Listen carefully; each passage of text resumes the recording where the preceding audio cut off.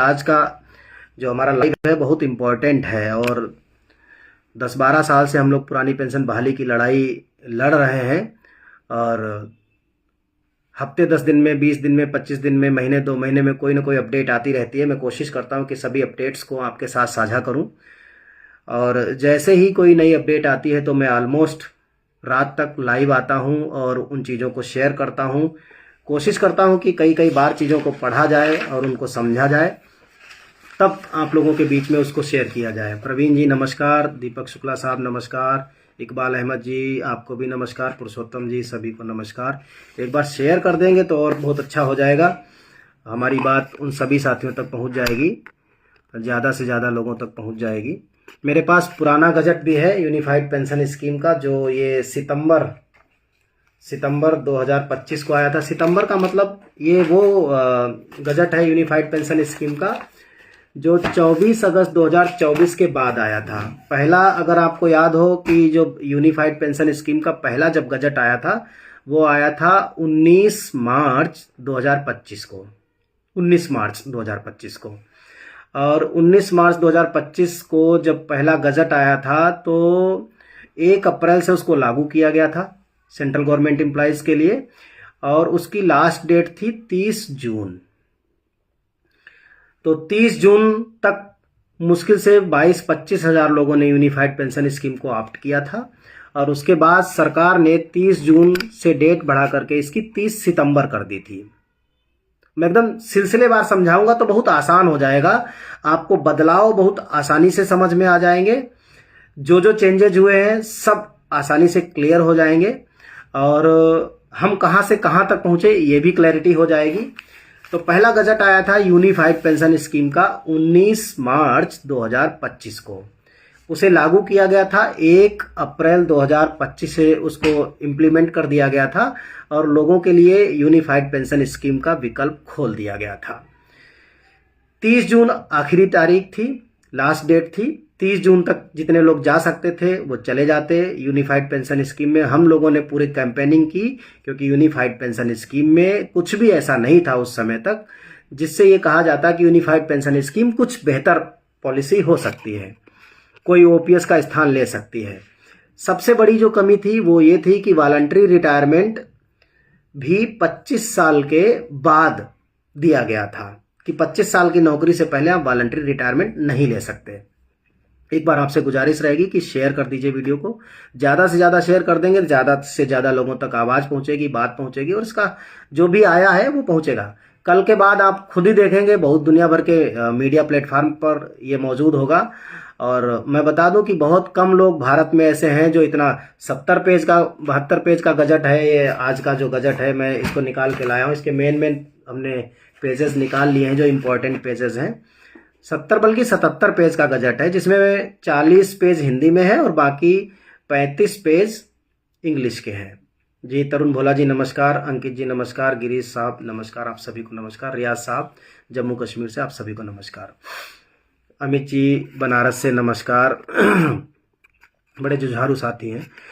तो 30 जून जब डेट आ गई, सरकार को पता चला कि लोगों ने इसका बहिष्कार कर दिया, लोग गए नहीं यूनिफाइड पेंशन स्कीम में, तो उन्होंने इसकी 30 जून की डेट को बढ़ा करके 30 सितंबर कर दिया।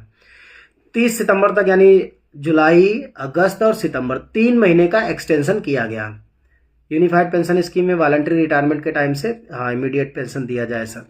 हाँ, ये डिमांड चल रही है हमारी लोगों की बहुत पहले से, लेकिन आज हम बात करेंगे कि अब तक क्या हुआ है। तो 30 जून तक जब लोग शामिल नहीं हुए तो उसकी डेट को बढ़ा करके 30 सितंबर कर दिया गया। 30 सितंबर से ठीक पहले 2 सितंबर मेरे ख्याल से ये डेट है, हाँ 2 सितंबर 2 सितंबर को भारत सरकार ने, उसके पहले हम लोगों के साथ माननीय कार्मिक मंत्री जी और जो पेंशन सेक्रेटरी साहब हैं उनके साथ बैठक हुई थी। हम लोगों ने कुछ सुझाव रखे थे और वो सुझाव 18 जून को, मतलब ये कह सकते हैं कि यूनिफाइड पेंशन स्कीम में 30 जून से ठीक पहले 18 जून को 2 बड़े बदलाव किए गए थे। बदलाव तो नहीं कहूंगा कि उनको क्लैरिफिकेशन कहेंगे, कि 2 क्लैरिफिकेशन उसमें डाले गए थे। पहला क्लैरिफिकेशन ये था कि यूनिफाइड पेंशन स्कीम के कर्मचारियों को भी ग्रेच्युटी का वैसे ही प्रोविजन होगा जैसे कि एनपीएस में था या जैसे कि ओल्ड पेंशन स्कीम में था। तो लोगों को डाउट था क्योंकि उसमें लिखा नहीं था ग्रेच्युटी के लिए। मैं आपको फिर बता दूं कि ग्रेच्युटी रूलिंग ही अलग है, उसका एनपीएस, यूपीएस, ओपीएस से कोई संबंध नहीं है। ग्रेच्युटी चाहे सरकारी कर्मचारी हो, चाहे पीएसयू का कर्मचारी हो, चाहे सेंट्रल ऑटोनोमस बॉडीज का हो, चाहे सेमी गवर्नमेंट का हो, और चाहे स्टेट गवर्नमेंट का एम्प्लॉय हो, ग्रेच्युटी हर रेगुलर सर्विस के बदले में देने का प्रावधान है। ये सरकारी और प्राइवेट दोनों जगह है। इसका एनपीएस, यूपीएस, सीपीएफ इनसे कोई वास्ता नहीं है। तो 18 जून को यूनिफाइड पेंशन स्कीम में ग्रेच्युटी का प्रावधान है, ऐसा क्लैरिफिकेशन कार्मिक मंत्रालय ने दिया था, पेंशन मिनिस्ट्री ने दिया था। दूसरा जो बदलाव था वो ये था कि अगर एनपीएस में कोई कर्मचारी सेवा काल के दरमियान अगर उसकी डेथ हो जाती है या फिर 100% डिसेबिलिटी हो जाती है जिसकी वजह से वो नौकरी नहीं कर सकता, तो ऐसे केसेस में एक प्रावधान ये दिया गया था 30 मार्च 2021 CCS rules implementation of NPS के तहत ये प्रावधान दिया गया था कि उसमें 2 विकल्प होंगे। पहला विकल्प होगा कि टोटल कार्पस का 20% परिवार ले ले और 80% को किसी बैंक में या किसी एन्युटी सर्विस प्रोवाइडर जिसको कहते हैं एएसपी को दे दे और उसके माध्यम से 80% पे जितनी पेंशन बने वो पेंशन ले ले। ये तो हो गया पहला ऑप्शन, जिसे कोई लेगा नहीं क्योंकि 20 साल की नौकरी में इतना कार्पस नहीं इकट्ठा हो पाएगा कि कोई इस ऑप्शन के साथ जाए। दूसरा उसमें विकल्प ये था कि डेथ या डिसेबिलिटी अगर हो जाती है किसी कर्मचारी की सेवा काल के दौरान, तो कर्मचारी का जितना हिस्सा है ब्याज सहित वो परिवार ले ले। यानी कि सपोज दैट अगर 50 लाख रुपए जमा हुए हैं तो 50 लाख रुपए में से अनुपात 10 आपका है और 14 अनुपात सरकार का है। ये एनपीएस में रूल था। तो अनुपात 10 के तहत 50 लाख में जितना पैसा बनता है वो आप ले लो। मोस्टली ऑलमोस्ट 40% के आसपास बनेगा, यानी कि 20 लाख रुपए ले लो और उस कर्मचारी की डेथ के बदले में 50% लास्ट बेसिक का प्लस डियरनेस अलाउंस, ये फैमिली पेंशन कह लीजिए या फिर इसको इनवैलिड पेंशन कह लीजिए, ये मिलना शुरू हो जाएगा। ये सबसे बड़ा बदलाव था जब हम लोग कोरोना टाइम में हम लोगों ने कैबिनेट सेक्रेटरी पीके सिन्हा साहब से मिलकर के इस पॉलिसी को लागू कराया था। इसी पॉलिसी को 18 जून को यूनिफाइड पेंशन स्कीम में भी लागू कर दिया था। ये यूनिफाइड पेंशन स्कीम का पहला बदलाव था 18 जून को। फिर 30 जून के बाद जब 30 सितंबर लास्ट डेट कर दी गई, तो 30 सितंबर से ठीक पहले जब 30 सितंबर तक भी लोग यूनिफाइड पेंशन स्कीम में जाने को तैयार नहीं हुए, तो उन्होंने 2 सितंबर को एक और बदलाव किया। वो बदलाव क्या था? वो उसमें सबसे बड़ा जो बदलाव था उसमें वो ये था कि उन्होंने कहा था कि पेंशन की गणना 50% के लिए जो आधार वर्ष होंगे वो 25 वर्ष होंगे और वॉलंटरी रिटायरमेंट लेने के लिए भी 25 साल से पहले कोई वॉलंटरी रिटायरमेंट नहीं ले सकता। जबकि वॉलंटरी रिटायरमेंट लेने के लिए मैक्सिमम नौकरी जो थी वो 20 साल थी कि 20 साल की नौकरी पूरी करने के बाद कोई भी वॉलंटरी रिटायरमेंट ले सकता था। तो इसको इन्होंने चेंज किया 2 सितंबर को। 2 सितंबर को उन्होंने कहा कि अगर कोई वॉलंटरी रिटायरमेंट 20 साल के बाद लेना चाहता है तो वो 20 साल के बाद वॉलंटरी रिटायरमेंट ले सकता है, लेकिन पेंशन की कैलकुलेशन 25 साल पे ही होगी। सपोज दैट अगर किसी आदमी ने 22 साल की नौकरी करने के बाद वॉलंटरी रिटायरमेंट लिया तो 22 साल की नौकरी के अनुसार उसकी जो पेंशन बनेगी यूनिफाइड पेंशन स्कीम में वो बनेगी 44%। 12 महीनों का जो सैलरी होगी उसका एवरेज निकालेंगे, उस एवरेज सैलरी का 44% निकालेंगे, वो उसकी पेंशन बनेगी। मिलेगी नहीं, मिलेगी उसे एक्चुअल रिटायरमेंट डेट से। एक्चुअल रिटायरमेंट का मतलब सुपर एनुएशन डेट से, जिस दिन वो 60 साल का हो रहा होगा। ये तो अभी हम लोगों की जो लड़ाई चल रही थी बेसिकली पिछली बार जब हमारी बैठक हुई पेंशन सेक्रेटरी साहब के साथ में, तो उसमें भी हमने इसी मुद्दे को रखा था। अगर सरकार यूनिफाइड पेंशन स्कीम में 2 बदलाव कर दे तो हम यूनिफाइड पेंशन स्कीम में चले जाएंगे। पहला बदलाव यह है कि जो एनपीएस में डेथ एंड डिसेबिलिटी वाला जो रूल आपने लागू किया उसी को आपने यूपीएस में भी लागू कर दिया। तो ठीक है, यूपीएस में आपने डेथ एंड डिसेबिलिटी के केस में लागू किया, वही रूल हमें आप रिटायरमेंट पे भी दे दो तो हम चले जाएंगे, हमें ओपीएस मिल जाएगी। ये हमारा तरीका था। उसका मतलब ये हुआ कि यूनिफाइड पेंशन स्कीम में भी आप रिटायरमेंट के बाद या वॉलंटरी रिटायरमेंट के बाद अपना हिस्सा निकाल लो, सरकार का हिस्सा सरकार को छोड़ दो, और 50% पेंशन। अगर 25 साल से नौकरी कम है, मान लीजिए किसी की 20 साल की नौकरी है, तो 20 साल में 40% पेंशन। इस पर हम सहमत हो सकते थे, ये हमारी पहली शर्त थी। दूसरा, हमने ये कहा कि अगर आप ऐसा नहीं कर सकते हैं, ये ऑप्शन नहीं दे सकते, तो हम आपको एक दूसरा तरीका बताते हैं। आप एक काम करिए, जो आपने यूनिफाइड पेंशन स्कीम में जो लमसम अमाउंट का जो क्राइटेरिया बनाया है, उस क्राइटेरिया को आप 4 गुना कर दीजिए, बाकी नियम मत बदलिए। जैसे ही आप उस लमसम अमाउंट को 4 गुना करोगे, हमारी ओपीएस ऑटोमेटिकली बहाल हो जाएगी। तो अभी उस पर भी नहीं सरकार एग्री हुई। दोनों ही हमारे जो विकल्प, हमारे दिए हुए विकल्प थे, दोनों हमारे खराब हो गए, और 30 सितंबर की डेट पर भी यूनिफाइड पेंशन स्कीम फेल हो गई। तो 30 सितंबर को उन्होंने बढ़ा करके 30 नवंबर कर दिया। मेरी आपसे एक बार फिर गुजारिश है कि जो लोग भी इस हमारे लाइव सेशन से जुड़े हैं, इस वीडियो को शेयर जरूर कर दें, क्योंकि शेयर करने से नहीं तो लोग मुझे फ़ोन इतना कर करके ना, फिर मैं भी परेशान हो जाता हूँ। कई बार तो इतने फ़ोन आते हैं कि मतलब बहुत मुश्किल होता है, सर में दर्द हो जाता है, बात नहीं कर सकते। पर्सनल मैसेज बहुत आते हैं, पर्सनल लोगों के पास वीडियोस हैं, लोगों के पास तमाम तरह के यूट्यूब चैनल्स भी हैं, लेकिन फिर भी वो पर्सनल वही चीज़ जिसको हम अभी डिस्कस कर रहे हैं, इसी चीज़ को कल फ़ोन करके पूछेंगे। ये दिक्कत होती है। तो मैं चाहूँगा कि आप लोग शेयर कर देंगे तो ज़्यादा बेहतर हो जाएगा। तो अगली डेट जब उन्होंने 30 नवंबर कर दी, और 30 नवंबर के बाद भी 30 नवंबर भी निकल गई, अब चूंकि 30 नवंबर खत्म हो गई, लेकिन लोग यूनिफाइड पेंशन स्कीम में मुश्किल से 1,25,000 के आसपास लोगों ने यूनिफाइड पेंशन स्कीम को ऑप्ट किया। यूनिफाइड पेंशन स्कीम का लगातार विरोध हो रहा था, विरोध हो रहा है, अभी भी हो रहा है। अभी आज नया गजट आया है। ये अभी थोड़े दिन पहले, अभी पिछले हफ्ते यूनिफाइड पेंशन स्कीम में विड्रॉल पॉलिसी को, जो अभी तक हमारे पास जो विड्रॉल एक्ट था एनपीएस का, उसे कहते थे exit and withdrawal rule under NPS 2015। 2015 का एग्जिट एंड विड्रॉल रूल हमारे पास था। उस 2015 के एग्जिट एंड विड्रॉल रूल ये कहते थे कि अगर आप नौकरी को बीच में छोड़ देते हो, सपोज दैट आपकी नौकरी लगी, आपने रिटायरमेंट से पहले, बल्कि रिटायरमेंट से पहले नहीं, बल्कि वॉलंटरी रिटायरमेंट से ठीक पहले कभी भी आप नौकरी छोड़ते हो, तो उस समय विड्रॉल रूल ये कहते हैं कि अगर आपका टोटल कार्पस 4 लाख रुपए से कम है, तो आपको सारा कार्पस उठा करके दे देंगे, no pension will be provided. अगर 4 लाख रुपए से ज्यादा है आपके अकाउंट में, एनपीएस के अकाउंट में, तो आपको 20% दे देंगे, और 80% एज इट इज वहीं पड़ा रहेगा तब तक जब तक कि आपकी रिटायरमेंट एज नहीं आ जाती। और उस रिटायरमेंट एज पर फिर वही शुरू होगा 60-40 वाला हिसाब किताब। तो NPS exit and withdrawal rule 2015 को पिछले हफ्ते उन्होंने चेंज कर दिया।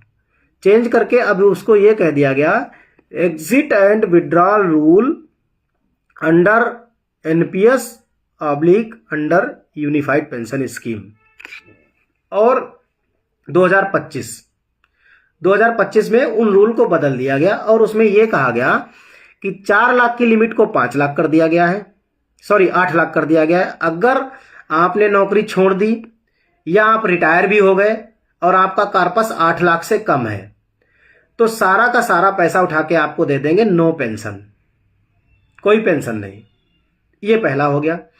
फिर उन्होंने कहा अगर 8 लाख से ज्यादा है लेकिन 12 लाख से कम है, तो वो आपको 6 लाख उठा करके दे देंगे और कहेंगे कि 6 लाख कहीं जमा कर दो, उससे पेंशन लो। तो 6 लाख से पेंशन कितनी बनेगी? 3,000 रुपए महीना। ऐसे समझ लीजिए, अगर आप 6 लाख रुपए किसी एन्युटी सर्विस प्रोवाइडर को देते हैं तो 3,000 रुपए महीना बनेगी। तो ये विड्रॉल पॉलिसी उन्होंने थोड़ी सी चेंज की।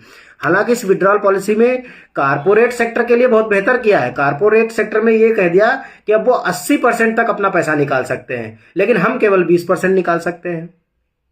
कारपोरेट के लिए तो एनपीएस फिर भी कुछ बेहतर कर दी उन्होंने। तो अब आज आया है, आज ये जो गजट अपलोड तो आज हुआ है, लेकिन इस गजट पर जो डेट है वो 23 दिसंबर की है। अब ये 77 पेज का गजट है। अब गजट की लैंग्वेज भी ऐसी होती है कि 10 बार पढ़ना पड़ता है और एआई का भी सहारा लेना पड़ता है, लेकिन फिर भी कुछ गलतियां तो रह ही जाती हैं, क्योंकि हम भी सारी चीज़ें उतना बहुत परफेक्ट हम भी नहीं है कि मैं ये कहूँ कि एकदम समझ लिया है, लेकिन जितना समझ में आया है जो जो काम की चीज़ें हैं, अगर इंग्लिश की मैं बात करूँ तो पेज नंबर 41 से लेकर के 46 तक, यानी कि 6 पेज हैं जो इसके इम्पोर्टेंट हैं। 41, 42, 43, 44, 45 और 46, ये 6 पेज इसके काम के हैं। बाकी सारी चीज़ें तो दुनिया भर का फसाना है, उससे कोई लेना देना है नहीं। जो चेंजेस हैं वो किसी काम के नहीं है, वो हमारे कुछ खास मतलब के नहीं है। जैसे लीगली वेडेड स्पाउस की परिभाषा को थोड़ा सा चेंज किया है। स्विच फैसिलिटी के मामले में जैसे ये कहा था कि किसी का, मान लीजिए आपने 20 साल नौकरी की, 20 साल का मतलब 240 महीना, 12 दूनी 24, 240 महीना। तो 240 महीना में कोई महीना ऐसा होगा जिसमें कंट्रीब्यूशन नहीं आया होगा, या फिर कंट्रीब्यूशन डिले आया होगा, देर से आया होगा, लेट आया होगा, 4-6 महीना बाद आया हो, 1 साल बाद आया हो। कुछ लोगों के यहाँ क्या है कि मान लीजिए 5 साल कटा ही नहीं, डिडक्शन नहीं हुआ।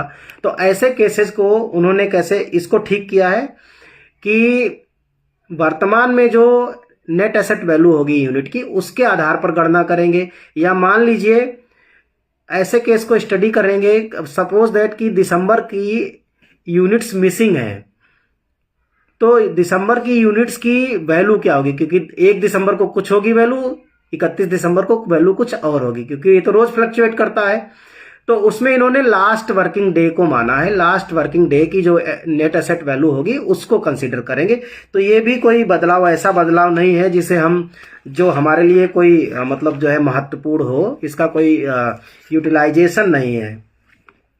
सबसे बड़ा बदलाव जिसकी लोगों को उम्मीद थी कि वॉलंटरी रिटायरमेंट के दिन से पेंशन देने का प्रावधान जरूर किया जाएगा, इस गजट में गायब है। अभी तक उसका प्रावधान नहीं है। लेकिन पेज नंबर 44 पर पॉइंट नंबर 22 अगर आप देखेंगे तो वहां पर जिस तरीके से इन्होंने एश्योर्ड पे आउट को समझाया है वो एक भ्रम पैदा करता है। इन्होंने लिखा है एश्योर्ड पे आउट, यानी एश्योर्ड पे out shall be payable eight 50% of the average of last 12 months basic पे immediately prior to the date of superannuation or voluntary retirement or retirement under fundamental rules 56J या under special voluntary retirement scheme या resignation. मतलब इन्होंने resignation पर भी और voluntary retirement पर भी ये कह दिया कि जो एश्योर्ड पे आउट होगी, यानी जिसको हम पेंशन कहते हैं, उसकी गणना कैसे होगी ये समझा दिया। जबकि रेजिग्नेशन के केस में पेंशन देने का प्रावधान इसमें है ही नहीं, ना एनपीएस में था ना यूपीएस में है। मतलब सपोज दैट आपने बीच में रिजाइन कर दिया, तो बीच में रिजाइन करने का मतलब है कि 8 लाख रुपए से अगर कम है कार्पस में तो पूरा दे देंगे, 8 लाख से ज्यादा है लेकिन 12 लाख से कम है तो 6 लाख दे देंगे और 6 लाख की आप पेंशन लेंगे, ये हो जाएगा। तो पेंशन कहाँ हुई? 6 लाख पे तो 3,000 रुपए की पेंशन बनेगी।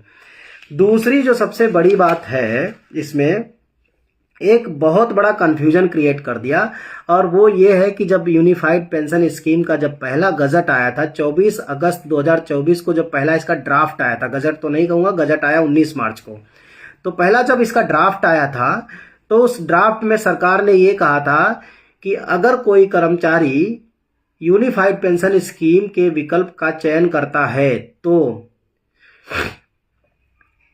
जो यूनिफाइड पेंशन स्कीम का जो प्रैन कार्ड बनेगा, प्रैन अंडर यूपीएस, उसमें यह व्यवस्था होगी कि 10+10, यानी अब तक जितना पैसा आपने कटवाया है उसके बराबर वाला अंशदान सरकार का। सपोज दैट अब तक सरकार का चल रहा है 14%, तो जो एक्स्ट्रा 4% है वो निकाल लिया जाएगा और 10 के मुकाबले 10 मिला करके एक जगह जमा कर देंगे, उसे कहेंगे इंडिविजुअल कार्पस।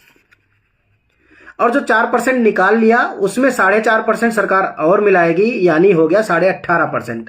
तो 10+10 एक जगह हो गया और जो 8.5% बचा वो अलग हो गया, उसे कहा था उन्होंने पूल कार्पस।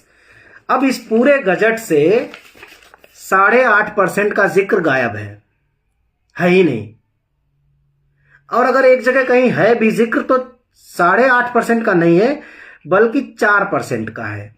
उन्होंने ये कहा है कि अगर कोई यूनिफाइड पेंशन स्कीम से दोबारा एनपीएस में जाना चाहता है तो सरकार क्या करेगी कि जो एनपीएस में दोबारा जाएगा तो 10+10 के साथ साथ जो गवर्नमेंट वाला 4% एडिशनल था वो निकाल करके उसमें क्रेडिट कर देंगे, यानी 10+14 बना देंगे उस अमाउंट को, ये बना देंगे।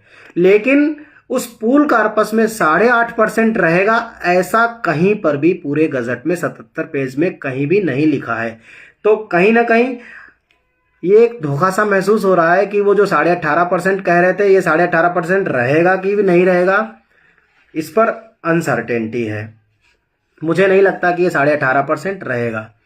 और चाहे जो भी कर लें, वैसे ही तो यूपीएस तो किसी के काम की है नहीं, और मुझे भी लगता है कि मैं तो बेकार ही इस यूनिफाइड पेंशन स्कीम के जो भी ड्राफ्ट आया, क्योंकि मैं इसलिए पढ़ रहा हूं क्योंकि हमें भरोसा है वॉलंटरी रिटायरमेंट के दिन से पेंशन की शुरुआत होने का। मैं इसलिए पूरे गजट को तल्लीनता के साथ एक एक बिंदु को ध्यान से पढ़ने की कोशिश करता हूं।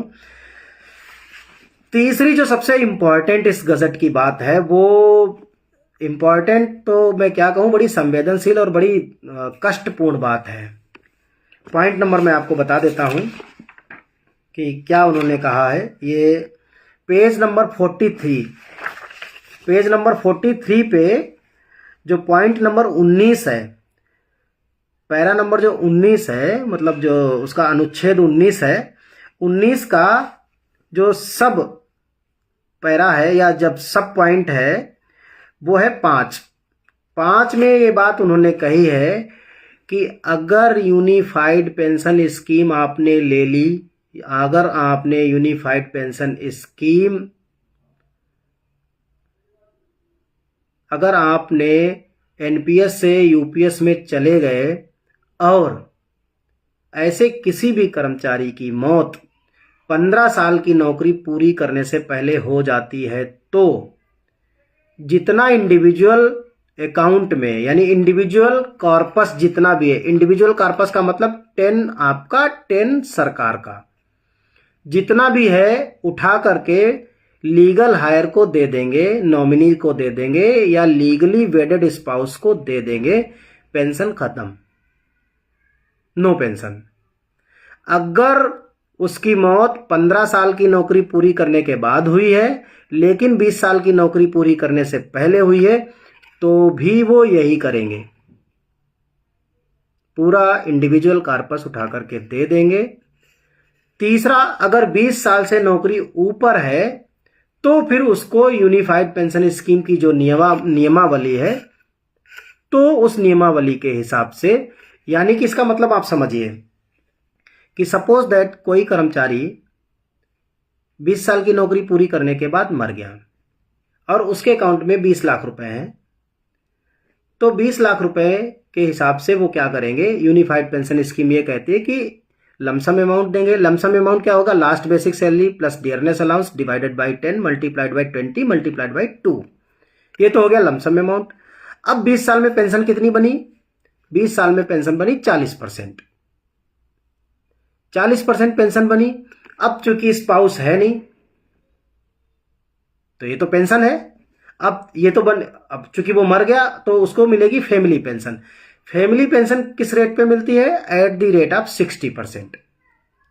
उसको 40% नहीं मिलेगा, उसको मिलेगा 40 जितना बना। सपोज दैट वो 100 रुपए लास्ट बेसिक थी तो 40 रुपए बनना चाहिए था, 40 ना बन के 40 का 60% यानी 24 रुपए बनेगी। ये एक एनोमली समझ में आई है कि ये बहुत भयंकर एनोमली है, इस पैरा की कोई जरूरत नहीं थी जिस पैरा को इसमें इन्होंने जोड़ा है।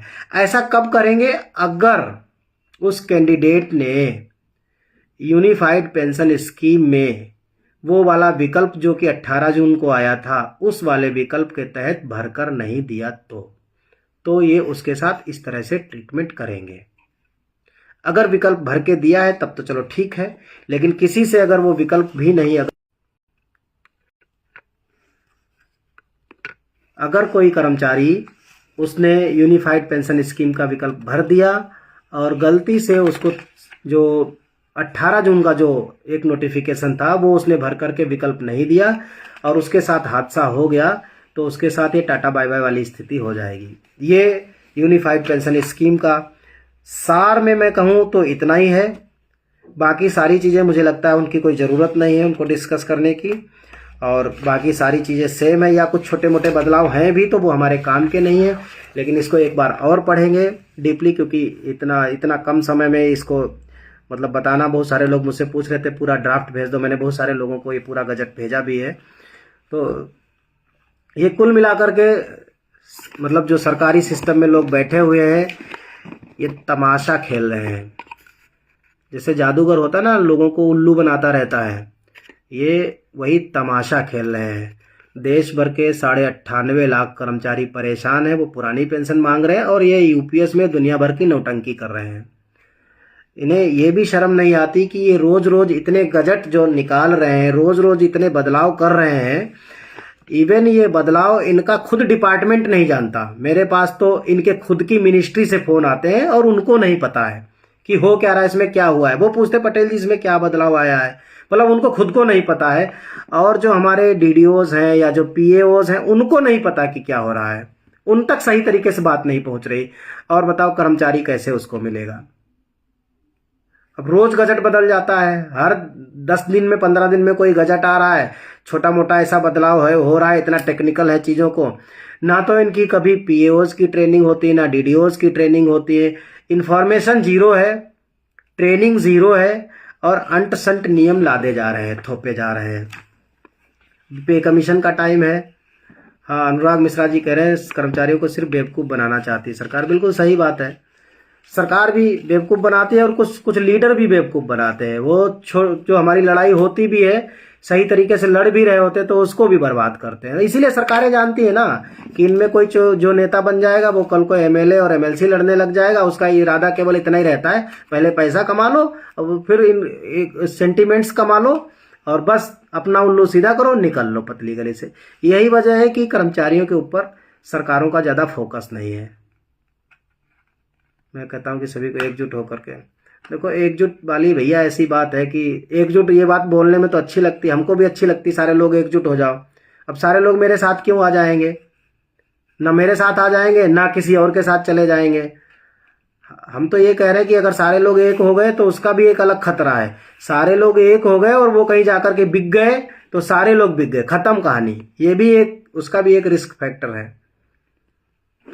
Sir, has anyone has got benefits like pension paid till date? नहीं, अभी तक कोई नहीं है। शशि पाठक भारद्वाज जी, अभी तक कोई नहीं है। बहुत सारे लोग ऐसे हैं जो रिटायर्ड हैं, उनको पेंशन मिलने लगी है, लेकिन गैर रिटायर्ड तो मतलब ही नहीं। मतलब रिटायर्ड का मतलब जो लोग 31 मार्च 2025 से पहले रिटायर हो गए थे तो उनको मिल रही है। कुछ लोगों को मिल रही है, कुछ लोगों का वेटिंग है, अभी नहीं मिल रही।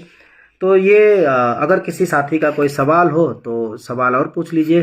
बाकी ये गजट इतना लेंदी है, इसने तो दिमाग खराब कर दिया। इतना मैं 30 मार्च 2021 के गजट में परेशान नहीं हुआ, ना कभी 2 सितंबर वाले में भी नहीं हुआ, 19 मार्च वाले में भी नहीं हुआ। लेकिन ये बहुत कंफ्यूजिंग है। 18.5% होगा कि नहीं होगा मुझे नहीं लग रहा है, और मुझे तो ये लग रहा है कि जो है 14 से 18 भी नहीं होगा। कहीं पर 18% या 18.5% का इन्होंने जिक्र नहीं किया है। प्लस ये जो 15 साल से कम नौकरी है या 20 साल से कम नौकरी है, उस केस में इस गजट ने पूरी तरीके से उलझा दिया है।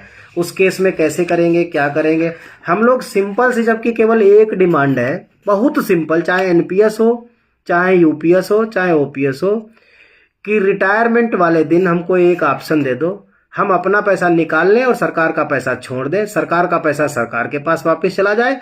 तो हमको जितनी नौकरी है और जिस स्टेट में जितनी नौकरी के ऊपर जितनी पेंशन मिलती थी उसके हिसाब से पेंशन दे दो। अगर किसी, जैसे छत्तीसगढ़ की मैं बात करूं, वहां 33 साल की नौकरी पे 50% पेंशन है, तो छत्तीसगढ़ वाले जाने, फिर वो लड़े अपना कि 33 साल से कम कराएं। यूपी वाले जैसे है 20 साल की नौकरी में 50% पेंशन है, तो उनको 20 साल पे दे दो। अगर पंजाब में क्या है, 25 साल की ओल्ड पेंशन स्कीम में 25 साल की नौकरी पे 50% पेंशन है, तो पंजाब वालों को 25 साल पे दे दो। तुम जबरिया सबकी 20 क्यों कर रहे हो, सबकी 25 क्यों कर रहे हो? तो ये सिंपल सा है, कुछ इसमें कोई बहुत इधर उधर की बात है नहीं। और जिन लोगों ने कॉन्ट्रेक्चुअल नौकरी की या डेली वेजेस की या आउटसोर्स की या वर्क चार्ज पे की 10-10, 15-15, 20-20 साल, और उसके बाद वो रेगुलर किए गए, रेगुलर करने के बाद वो मुश्किल से 10 से 15 साल उनको नौकरी मिली, रेगुलर नौकरी, उन्हें ना एनपीएस कुछ दे पाएगा ना यूपीएस कुछ दे पाएगा। इसलिए ये जरूरी है कि उनकी पिछली नौकरी को भी, जिसे आप कहते हैं कि वरिष्ठता की बहाली, उनकी पिछली जो कंट्रेक्चुअल सर्विसेज थी या जो मतलब जो है डेली वेजेस कह लो या जिस तरह के भी वर्क चार्ज कह लीजिए, जो भी नौकरी उनकी थी उसको प्रॉपर कंसीडर किया जाए और उसके आधार पर उनको पेंशन का बेनिफिट दिया जाए, जैसे कि ओपीएस में होता था। ओपीएस में अगर कोई आदमी रेगुलर होता था तो उसकी पिछली नौकरी भी जोड़ ली जाती थी इस नौकरी में। तो ऐसा जब तक सरकार नहीं करेगी ये मुद्दा रिजॉल्व नहीं होगा।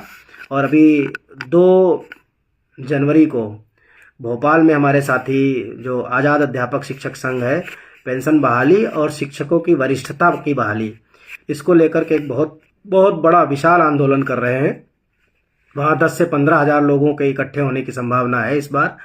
और मैं जितने भी अगर मुझे लोग मध्य प्रदेश के लोग सुन रहे हो तो मैं उनसे यही कहूँगा कि पहले आप एकजुट होकर के उस आंदोलन में पहुँचिए, और हम भी वहाँ पहुँचेंगे 2 जनवरी को, और उस आंदोलन का समर्थन करने, उस आंदोलन को सहयोग देने। और बड़े भाई वहाँ भरत पटेल जी उस आंदोलन को लीड कर रहे हैं, उनके लिए शुभकामनाएं कि पूरे मध्य प्रदेश के सभी 2.5 लाख एनपीएस कर्मचारी और करीब करीब 1,80,000 शिक्षकों के लिए ये आंदोलन वरिष्ठता की बहाली लेकर के आए, पुरानी पेंशन की बहाली को लेकर के आए। कोई साथियों का कोई सवाल हो तो पूछ लीजिए, नहीं तो फिर इसको यहीं पर समाप्त किया जाए।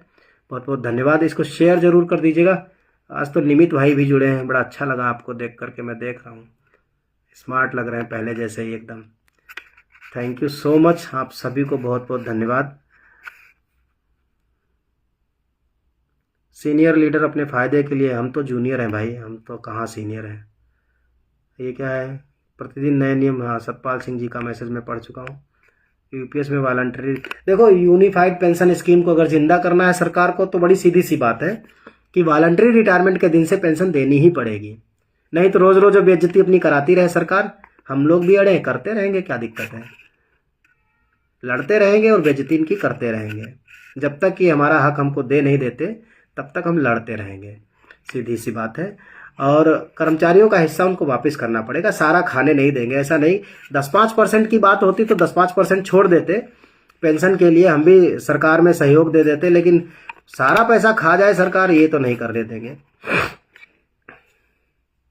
अखिल जी का कोई सवाल है क्या? कोई सवाल हो तो दोबारा लिख दीजिए, मैं समझ नहीं पा रहा हूँ। अच्छा, बोल रहे हैं बीआरएस डेट से पेंशन, नहीं अभी तक तो नहीं, वो कैलकुलेशन अभी मेरी समझ में नहीं आया, हो सकता है हो, तब मैं ये भी नहीं कह सकता कि सारी चीज़ें, जितनी कोशिश है जितनी समझ है उसके आधार पर कह रहा हूँ। 8 सीपीसी में डीए मर्जर करेंगे कि नहीं? अनुराग मिश्रा जी, पहले तो ये देखिए कि पूरे भारत में all India NPS employees federation के अलावा अगर कोई संगठन हो जो 8 सीपीसी के लिए लड़ रहा हो, 8 सीपीसी के मुद्दे उठा रहा हो, तो पहले तो ये बता दीजिए। इकलौता हमारा संगठन है जिस पर हर रोज नेशनल मीडिया की कवरेज होती है और हर रोज एक मुद्दा उठाते हैं हम। डीए मर्जिंग के लिए 2024 से हम लड़ रहे हैं, लेकिन 24 से 25 निकल गया। 1 जनवरी 2024 को डीए 50% एक्सीड किया था, अभी नहीं किया हमने। अभी कल क्या बल्कि आज ही मनी कंट्रोल जैसा लीडिंग पेपर है, उसने भी हमारी आवाज को छापा है। और उसने आज की अगर आप न्यूज़ देखेंगे, आप लिखिएगा 8 सीपीसी मंजीत सिंह पटेल पे कमीशन, तो इतने से ऊपर आ जाएगी न्यूज़। उसमें हमने फिर डिमांड की है कि अंतरिम राहत देने के लिए पे कमीशन का फिटमेंट फैक्टर तो जब आएगा तब आएगा। शिवम पांडे जी को एक बार पढ़ लेते। मेरा सुझाव इंडिविजुअल कॉर्पस को से कर्मचारी का हिस्सा और उस पर मिला लाभांश के संदर्भ में नहीं।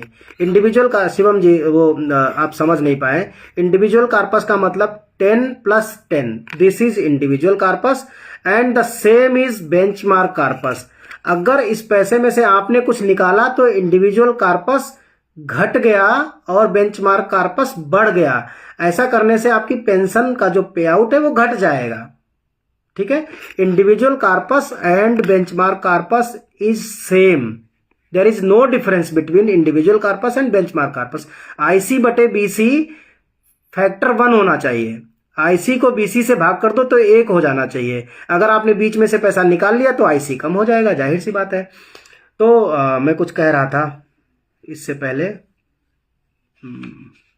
दिमाग से मेरे उतर गई बात।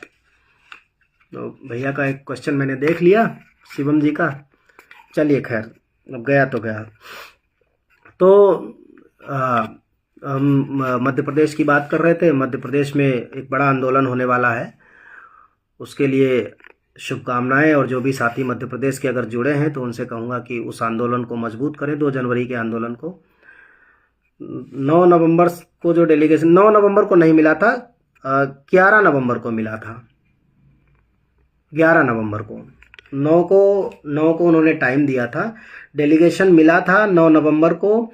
और उसके बाद डेलीगेशन ने ये रिक्वेस्ट की थी कि फाइनेंस सेक्रेटरी के साहब के साथ, क्योंकि करना तो सेक्रेटरी को ही है, फाइनेंस सेक्रेटरी साहब के साथ बैठक कराइए। उसके बाद जो state finance minister Shri Pankaj Chaudhary ji, माननीय पंकज चौधरी जी हैं, उसके बाद अगले महीने, चूंकि नवंबर से पार्लियामेंट का सेशन ड्यू था, पार्लियामेंट का सेशन शुरू हो गया और उसके बाद उन्हें भारतीय जनता पार्टी का प्रदेश अध्यक्ष बना दिया गया। तो अब उनके पास पिछले 15 दिन से तो बिल्कुल टाइम ही नहीं है, वो यहाँ रुक ही नहीं पा रहे जो उनसे मुलाकात करके वो फाइनेंस सेक्रेटरी साहब के साथ मुलाकात फिक्स की जाए। तो एक तो ये बात है। दूसरा, अभी फाइनेंस सेक्रेटरी कोई दिख ही नहीं रहे। जब से टीवी सोमनाथन साहब गए, मुझे लग रहा है फाइनेंस सेक्रेटरी का चार्ज किसी के पास है, लेकिन फाइनेंस सेक्रेटरी की पोस्ट खाली है भारत में। कोई लायक हो तो वो पहुंच जाए हमारे बीच में से तो क्या बात हो, या फिर कोई एनपीएस वाला पहुंच जाए।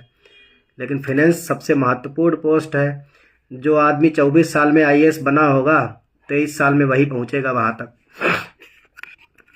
NPS, any change in future exit, pre mature exit. NPS में प्री मैच्योर एग्जिट होने के अब कोई ज़्यादा चांसेस नहीं है, जितना हो गया उतना हो गया। एनपीएस में तो मुझे नहीं लग रहा। सरकार एक्चुअली वॉलंटरी रिटायरमेंट की जो पॉलिसी है उसको इनहिबिट करना चाहती है, उसको रोकना चाहती है, क्योंकि ओल्ड पेंशन स्कीम वाले इतने लोग, बड़े अधिकारी इतने लोग वॉलंटरी रिटायरमेंट ले रहे हैं कि उनकी सबकी गाज हम लोगों पर गिर रही है। पदम रावत जी भोपाल भरेंगे बॉस, बहुत बढ़िया, बहुत बहुत शुभकामनाएं।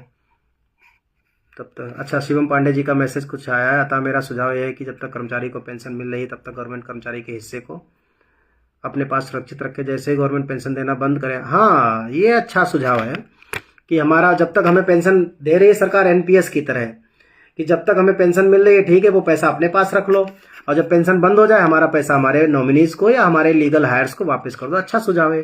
तो ये तो एनपीएस में ऑलरेडी है, एनपीएस में वो पैसा आपका मिल जाता है। एनपीएस में 10+14 सारा आपका है, कुछ जिंदा रहते और कुछ आपके मरने के बाद आपके परिवार को, लेकिन वो पैसा सारा आपका है। ये एनपीएस में यही एक एनपीएस में अच्छाई है और कोई अच्छाई नहीं एनपीएस में, बाकी तो सारी बुराइयां ही है। ठीक है sir, thank you so much. बहुत कम समय पर बहुत सारे लोग जुड़ भी गए, थैंक यू सो मच। कोई सवाल हो तो लिख दीजिए अभी तक, और टाइम भी हो गया मेरे ख्याल से 10:17। अभी अमर उजाला वालों का फ़ोन आ रहा था, उनसे भी थोड़ा डिस्कस करना है इसी चीज़ को लेकर के, कल प्रिंट मीडिया के लिए। ठीक है sir, thank you. Rakesh Upreti साहब भी देख रहे हैं, थैंक यू सो मच। इसको समाप्त करते हैं।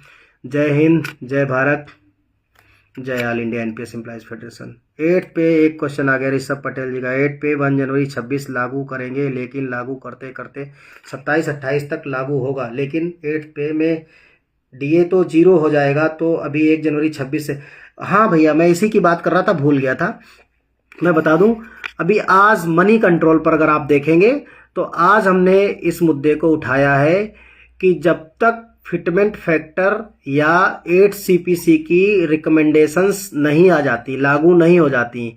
अभी सरकार ने तो बोल दिया कम से कम 18 महीने लगेंगे, तो 18 महीने का मतलब आप 24 महीने मान करके, ईपीएस में कोई चेंज होकर फिर से, तो 18 महीने के बाद भी मतलब 24 महीना भी लग सकता है। मतलब 8 सीपीसी को आते आते 1 जनवरी 2028 हो सकता है। ये कोई बहुत बड़ी बात नहीं है, हो सकता है। लेकिन अगर 1 जनवरी 26 से हम कह रहे हैं 1 जनवरी 2026 को हमारा जो डियरनेस अलाउंस होगा वो कम से कम 60% होगा, यानी कि फिटमेंट फैक्टर 1.6 हो गया। अगर सरकार केवल इतना कर दे कि 60% को ना भी करे, अंतरिम राहत के लिए, जो इंतरिम जो हमारा रिलैक्सेशन है उसके लिए अगर केवल 50% डीए को बेसिक में मर्ज कर दे तो कम से कम हमारी बेसिक इंप्रूव हो जाएगी तब तक। और जब तक पे कमीशन आएगा तब तक हमें बेहतर सैलरी मिल जाएगी। 15-17% 15-17% तो नहीं, लेकिन 10 से 12% तो बढ़ी जाएगी कम से कम ओवरऑल सैलरी। तो वो हमें अंतरिम राहत मिल जाएगी 10-15% की, केवल डीए मर्ज करने से। वो कर दे तो बाकी जब फिटमेंट फैक्टर आएगा बैक डेट से लग जाएगा। अगर कोई एरियर बनेगा तो मिल जाएगा, नहीं मिलेगा, नहीं बनेगा तो नहीं मिलेगा एरियर। तो ये मैंने बात उठाई है और कल हो सकता है बहुत सारे आपको मीडिया प्लेटफॉर्म्स पर कल तक मिले। आज तो मैंने देख रहा था कि मैं मनी कंट्रोल पर है और शायद न्यूज़ 18 पर भी मेरे ख्याल से ये न्यूज़ आई हुई है। तो आप लोग भी जितना जहाँ कहीं भी उठा सकते हैं इस मुद्दे को उठाइए। और 1 जनवरी को हमारी एक रेलवे की जो टीम है, रिमोव्स railway employees movement for old pension scheme, देश भर में ब्लैक डे मना रहे हैं रेलवे के साथी। उनको भी बहुत बहुत शुभकामनाएं। और जो लोग ब्लैक डे मना सकते हैं मैं तो कहूँगा वो लोग ब्लैक डे मनाएं। 1 जनवरी को नया साल मनाएं और साथ में ब्लैक डे भी मना लें, ब्लैक डे नया साल मना लें। तो वो भी एक मैसेज चला जाएगा सरकार तक। Thank you so much. अब इसको ख़त्म करते हैं। फिटमेंट फैक्टर कितना हो सकता है? तो भाई फिटमेंट फैक्टर तो बहुत हो सकता है और इस कंजूस और मक्खी चूस सरकार में बहुत कम भी हो सकता है। लेकिन मैं एक बात आपको बताऊं कि अगर आप मेरा मनी 9 का अगर इंटरव्यू देखेंगे या फिर अमर उजाला द बोनस पे भी है और बिज तक जो इंडिया टुडे ग्रुप का एक चैनल है, बिजनेस तक, आज तक, बिजनेस तक, न्यूज़ तक, तो बिज तक पर देखेंगे तो उस पर मैंने, हाँ न्यूज़ तक पर भी है, उस पर मैंने उसको एक्सप्लेन किया है कि कितना भी सरकार कम कर ले 2.13 से कम कर नहीं सकती, पॉसिबिलिटी नहीं है। और अगर फिटमेंट फैक्टर, अगर एवरेज फिटमेंट फैक्टर देती है, अगर फैमिली यूनिट को 3 से बढ़ा के 4 करती है तो हम 2.64 के आसपास होंगे। और अगर बहुत बढ़िया फिटमेंट फैक्टर देती है तो 2.84।